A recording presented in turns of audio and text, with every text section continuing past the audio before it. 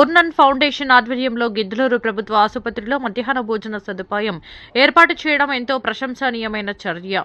Founder బద్దిటి Alluraiah మాట్లాడుతూ పేదలకు సహాయం చేయాలనే సంకల్పం నిజంగా సమాజానికి ఆదర్శప్రాయమైనవి. అన్నదానం పెద్ద పుణ్యకార్యమంటారు. దీనివల్ల కేవలం ఆకలి తీరడం మాత్రమే కాదు, అవసరమైన వారికి మానవత్వాన్ని చూపించడమే అవుతుంది. భవిష్యత్తులో ఫౌండేషన్ ద్వారా మరిన్ని మంచి కార్యక్రమాలు చేపట్టి ప్రజలకు మేలు చేయాలని మనస్ఫూర్తిగా కోరుకుంటున్నాను. ఈ కార్యక్రమంలో ఫిలిప్ మరియు కమిటీ సభ్యులు పాల్గొన్నారు.